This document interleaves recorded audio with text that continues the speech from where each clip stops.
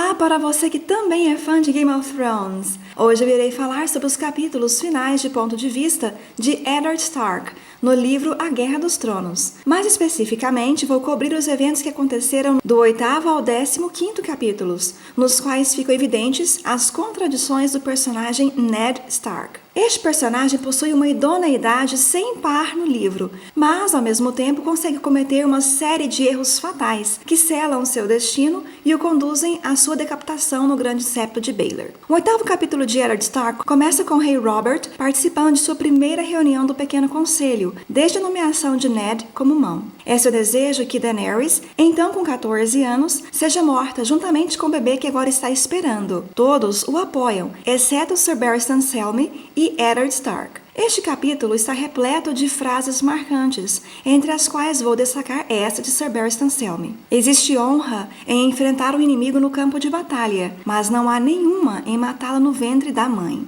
Como o rei persiste com seu plano, Ned então renuncia ao cargo de mão. Na minha opinião, a renúncia de Ned foi a melhor decisão que ele tomou desde que chegou a Porto Real, e revela ser uma atitude de profunda fidelidade a si mesmo e a seus princípios morais, pois ele considerava o assassinato de crianças simplesmente inqualificável. Ele faz planos para partir para Winterfell imediatamente, de onde nunca devia ter partido, não é mesmo? E cogita ir pelo mar, de forma a passar pela fortaleza insular dos Targaryen, em Pedra do Dragão, e conversar pessoalmente com Stannis Baratheon, pois ele deseja esclarecer o mistério da morte de Jon Arryn. Porém, no final do capítulo, Mindinho chega e lhe diz que poderá levá-lo à noite ao bordel onde Jon Arryn estivera, o que revelará ser um erro fatal por parte de Ned. Mindinho desejava que Lannisters e Starks se enfrentassem e havia trabalhado arduamente para que isso acontecesse. Quando isso estava prestes a ocorrer, Ned renunciou ao cargo e resolveu voltar para Winterfell. Isso iria estragar todos os planos de Mindinho, então ele procurou Ned e o manipulou, oferecendo-lhe uma informação valiosa. E o coitado ingênuo caiu feito um patinho. Se Ned já havia resolvido falar pessoalmente com Stannis, ele não precisava ir ao bordel,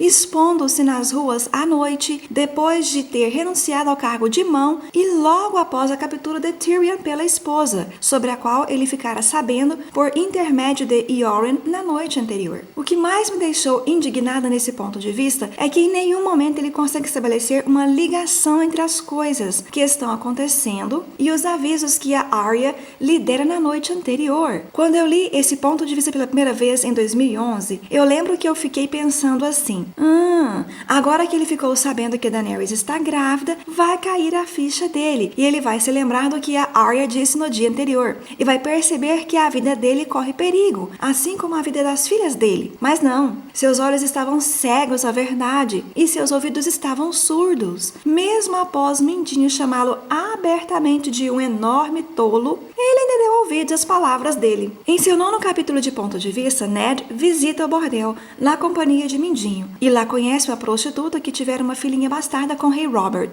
A bebezinha também tem cabelos negros como o pai. De volta para a Fortaleza Vermelha, Ned, em momento de transparência com a pessoa errada, indaga a Mindinho acerca da possível ligação entre a morte de Jon Arryn e os filhos ilegítimos de Robert. Mindinho lhe conta sobre alguns bastardos do rei, entre os quais ele cita o caso de uns gêmeos que Robert tivera em Rochedo Casterly. Começa a chover e eles são surpreendidos por Jaime e vários homens Lannisters. É interessante notar que antes do ataque do Jaime, o autor descreve a chuva como sendo morna como sangue, o que revela ser uma pista para o ataque iminente e a morte que virá com ele. Enfim, Mindinho tem permissão para partir e logo depois Jaime também vai embora, mas antes ordena que matem os 3 homens de Ned, entre os quais se encontra Jory Cassel. Devo admitir que eu gostei mais da versão da série em que o Jaime fica e tem uma luta memorável com Ned. No livro, Eddard Stark e seus homens lutam bravamente, mas como são 20 contra 4, apenas Ned escapa vivo, porém bastante machucado. No 10º capítulo, Ned está se recuperando de seu machucado na perna, quando surgem recordações sobre os eventos ocorridos na Torre da Alegria. Ali, ele e os amigos enfrentaram 3 membros da Guarda Real antes de conseguirem encontrar Lyanna. Se você deseja saber mais detalhes sobre o que Ned nos mostra na Torre da Alegria, basta acompanhar as publicações que farei em minha página no Facebook esta semana. Assim que Ned acorda, após ter ficado sedado 6 dias e 7 noites, devido ao leite de papoula ministrado por Maester Pycelle, o rei vem lhe falar, acompanhado da rainha, e ele fica sabendo que Jaime fugiu para o rochedo Casterly. O melhor momento do livro é quando Robert esbofeteia a Cersei. Eu sou contra agressões físicas a mulheres, claro, mas a Cersei merecia, porque ela é um monstro em forma de mulher. Depois, em mais uma demonstração de transparência com a pessoa errada, Ned fala sobre a menina bastarda de Robert na frente da rainha, mesmo sabendo que ela havia mandado matar aqueles gêmeos lá em Rochedo Casterly. Robert restitui Ned ao posto de mão e Eddard comete mais um erro fatal ao aceitar. Antes de o capítulo acabar, o rei informa Ned que no dia seguinte irá caçar. No 11º capítulo, de ponto de vista de Ned, ele está sentado no trono de ferro, com a perna doendo a não mais poder e ouvindo as queixas do povo. Ainda no primeiro parágrafo, o autor faz uma referência à luz do pôr do sol, que depositava listras vermelhas escuras nas paredes, que muito se assemelhavam à cor vermelha do sangue. Não sei se é impressão minha, mas o George Martin costuma sempre fazer alguma referência a sangue antes de alguma tragédia acontecer. E já está chegando bem perto agora do dia em que Ned irá morrer. Enfim, ali, Eddard fica sabendo que o Montanha estava assolando as terras fluviais juntamente com vários homens Lannisters, matando pessoas, incendiando aldeias e estuprando mulheres. Como as terras fluviais são o domínio da família Tully, que é a família de Catelyn, Eddard se sente no dever de fazer alguma coisa. Ele então sentencia o Montanha à morte e destitui o cavaleiro de suas terras e título. O Cavaleiro das Flores se prontifica para levar-lhe a justiça do rei, ou seja, a morte. Mas Ned acredita que sua iniciativa parte do desejo de vingança e não conseguirá promover a justiça que ele deseja. Então, ele nomeia homens neutros para realizarem a empreitada, entre os quais se encontram Lord Beric Dondarrion e Thoros Demir. No final do capítulo, Varys questiona sua decisão, apontando alternativas que teriam sido bem mais adequadas para o momento, já que fazendo como fez, Ned conseguiu de uma única vez triplicar o número de inimigos que já possuía. Porém, o raciocínio de Ned estava correto, já que ele não queria promover vingança e sim justiça, e foi por isso que ele excluiu Ser Loras. Mas teria sido muito bom favorecê-lo, pois isso traria aliados em Jardim de Cima. Ele também impossibilitou o magistrado do rei, Sir Ilyn Payne, de realizar suas funções de carrasco, mas conforme Ned apontou, ele era juramentado aos Lannisters. Enfim, o erro fatal de Ned aqui foi enviar junto com aqueles homens mais 20 dos seus melhores espadachins, e ele fez isso justamente após ter sido atacado pelos Lannisters na rua. Agora ele ficou apenas com 10 homens em sua guarda pessoal. No 12º capítulo, Ned comete um dos erros mais fatais de todos. Ele se encontra com a rainha Cersei no Bosque Sagrado e conta-lhe tudo sobre suas recentes descobertas acerca dos filhos ilegítimos dela e do relacionamento incestuoso que ela mantinha com seu irmão gêmeo Jaime. Ele finalmente chegou à mesma conclusão de Jon Arryn, graças principalmente a um comentário feito por Sansa, no ponto de vista dela. Nesse capítulo, o autor nos mostra que Ned também já percebera que o grande Maester Pycelle servia a Cersei. Em mais uma demonstração de grande superioridade moral, a maior preocupação de Ned é com as 3 crianças de Cersei, pois ele não deseja que elas morram.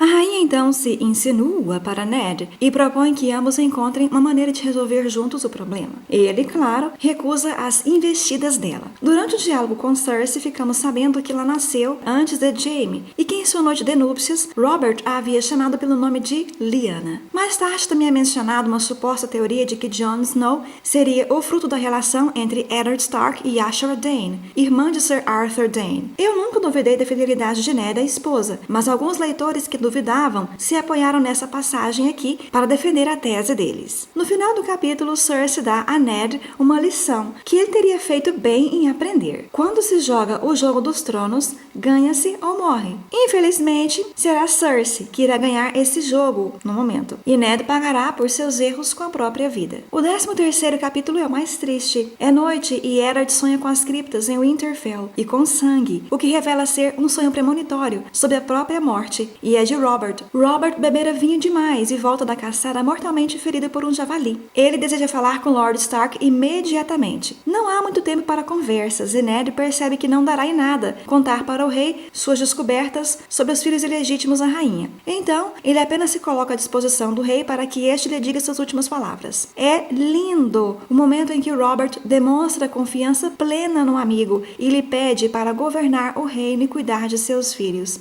Eu chorei. Ned anota as últimas palavras do rei, que o nomeiam senhor regente e protetor do território. Ele também toma o cuidado de escrever herdeiro, em vez de filho Joffrey. Robert também se arrepende de ter dado ordens de matar Daenerys e pede a Ned que remedie a situação se ainda for possível. Logo após, Renly procura Eddard de iniciativa própria e lhe faz uma proposta muito boa, mas ele descarta e manda que seus homens lhe tragam quem? Mindinho!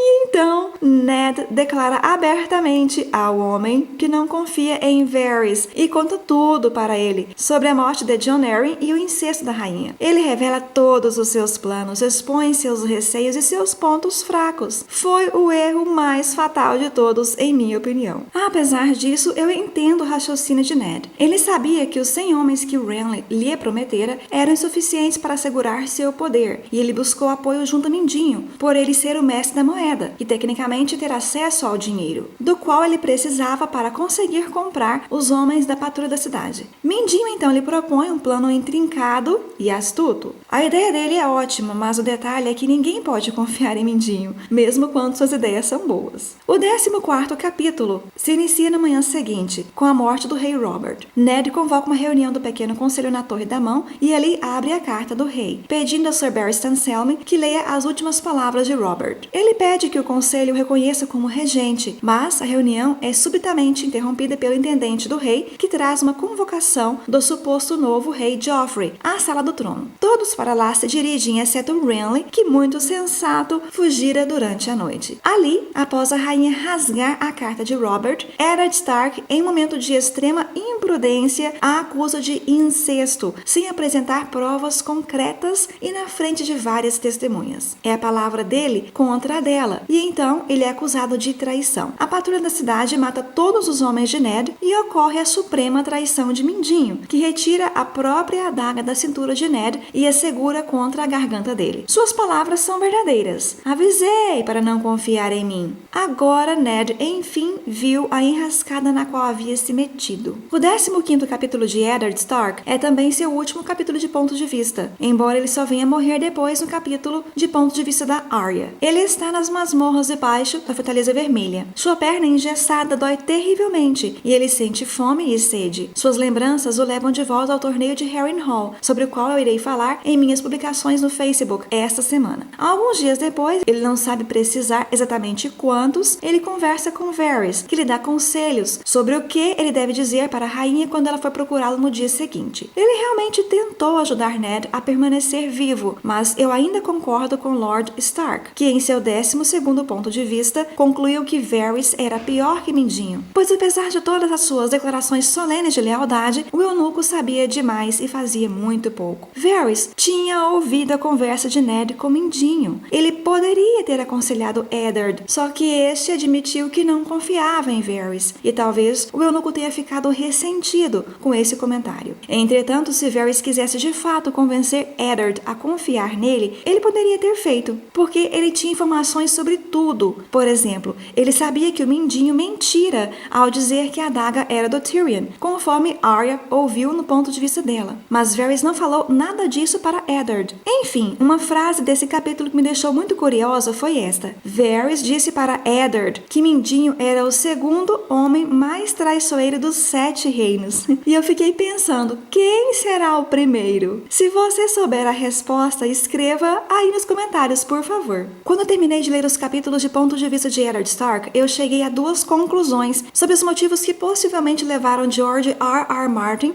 a criar esse personagem e depois descartá-lo. A primeira é que o George precisava de um personagem confiável que nos mostrasse o passado e também nos apresentasse Porto Real, pois ele sempre tem recordações sobre o que ele fez na juventude e ele é mão do rei, então ele está ciente de tudo o que anda acontecendo no reino. O segundo motivo, claro, foi de nos mostrar o que era o tal Jogo dos Tronos, e ele fez isso colocando um personagem de caráter excepcional para jogar o jogo e perdê-lo, para que pudéssemos entender como esse jogo funcionava. Muito obrigada por assistir a esse vídeo até aqui. Curta o vídeo, compartilhe com os seus amigos e assine o canal. Até o próximo vídeo então. Tchau, tchau!